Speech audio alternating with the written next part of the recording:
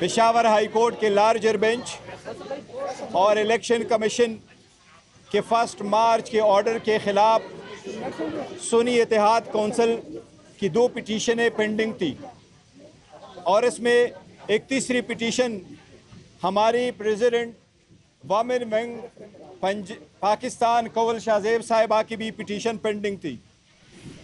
ये election commission का वो ऑर्डर था जिसमें इलेक्शन कमीशन ने वमेन और नॉन मुस्लिम की रिज़र्व सीटें सुन्नी इत्तेहाद कौंसिल को रिफ्यूज़ कर दी थी और हमारी वो रिज़र्व सीटें जो 11 नॉन मुस्लिम की थी और 67 वमेन की सीट थी, ये टोटल 78 सीट्स दूसरी पार्टी को अलोकेट कर दी थी।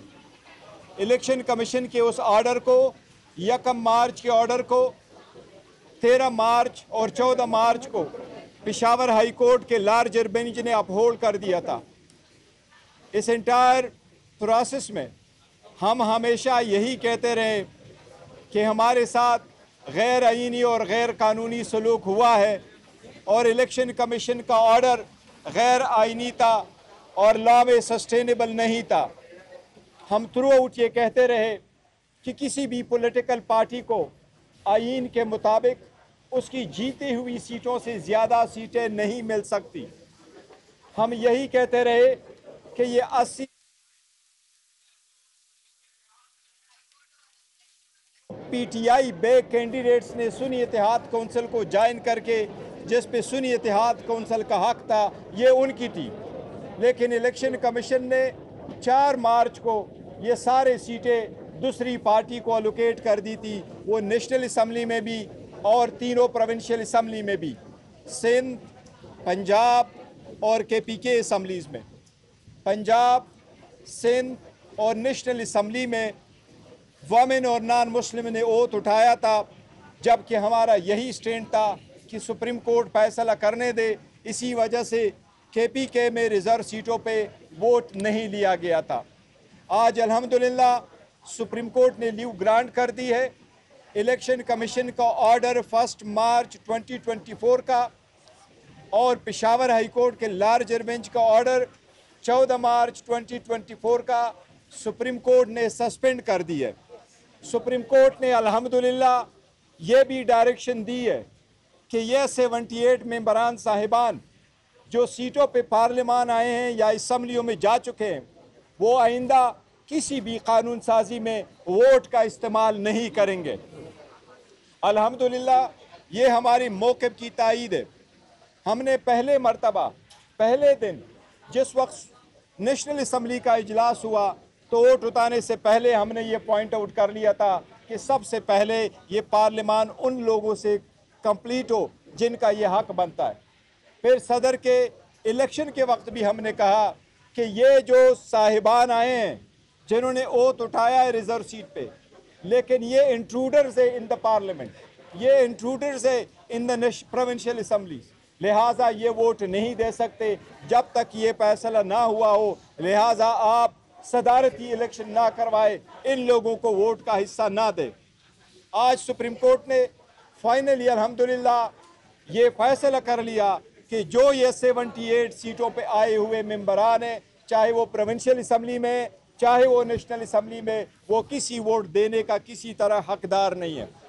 अल्हम्दुलिल्लाह इसके साथ जो आप सुनते चले आ रहे थे कि हुकूमत आईन में तरमीम करने जा रही थी, वो अपनी 2/3 मेजॉरिटी इन सीटों के बिना पे दिखा रही थी।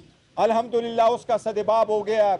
अब इंशाअल्लाह ताला हुकूमत नाकाम होगी और वो 2/3 मेजॉरिटी से महरूम है। इस केस की फर्दर हेयरिंग इंशाअल्लाह 3 जून को होगी।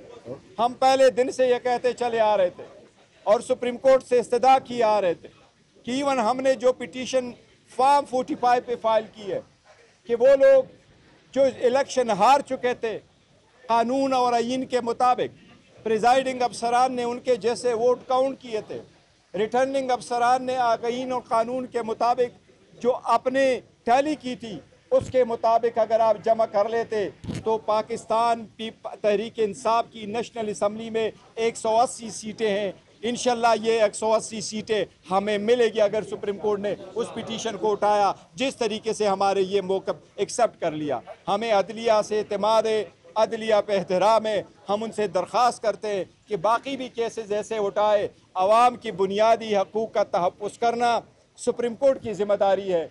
इसी तरीके से जो खान साहब के केसेस पेंडिंग है, जो हम सुप्रीम कोर्ट से मुसलसल इस्तदा किए आ रहे हैं कि इनको भी आप उठा लें और कानून और आइन के मुताबिक इस पे फैसले करें। हमें उम्मीद है इंशाअल्लाह ताला सुप्रीम कोर्ट अब इस पे इंशाअल्लाह ताला जल्द से जल्द फैसला करेगी। एक अगर इलेक्शन कमीशन अपील में चला गया तो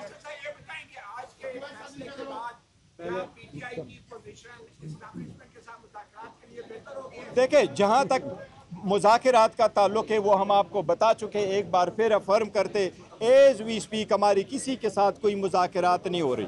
और हमने कहा है कि अगर मुज़ाकरात हुई, किस पॉइंट पे हुई, कब हुई, किसके साथ हुई, वो हम आपको ज़रूर बताएंगे।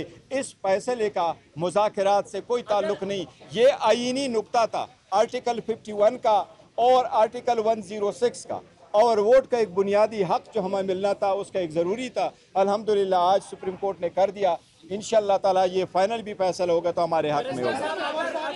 अगर इलेक्शन कमीशन अपील में चला गया तो फिर आप ये बताएं कि स्पीकर कौमी असेंबली या सदर पाकिस्तान में जो इलेक्शन हुआ था, जिन लोगों ने वोट डाले उसका स्टेटस क्या? देखे, वो बिल्कुल सारे स्टेटस है, लेकिन सुप्रीम कोर्ट ने अभी जो पर्शन दिया वो प्रॉस्पेक्टिवली के लिए किया कि आइंदा ये वोट नहीं दे सकते। वो पुराने वाले वो नहीं खोले, लिहाजा वो बाद में देखा जाएगा। लेकिन एज वी स्पीक फ्यूचर में ये लोग वोट नहीं कर सकते। किसी भी किस्म की कानून साजी में वोट का इनके पास कोई राइट नहीं है, कोई जो भी हो इसका। जहाँ तक आप अपील कह रहे हैं, अपील इस मैटर में अपील नहीं होती। ये पहला हमारी पिटीशन है, ये एक मरतबा सुनी जाए। इसमें अगर रिव्यू फाइल करते वो अलग बात होगी, लेकिन इंशाअल्लाह ताला इसमें अभी जो लीव ग्रांट हुई वो पॉइंट होंगे।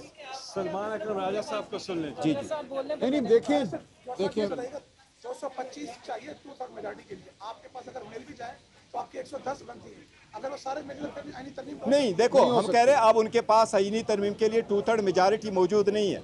अगर पहले वो हमारी सीटें ले लेते तो उनके पास अदरवाइज आ जाती। अभी हमारे पास ये सीटें आनी है, या फॉर द टाइम बिंग वो लोग अपने वोट कास्ट करने से रुक गए, लिहाजा उनके पास वो राइट नहीं रहा। जी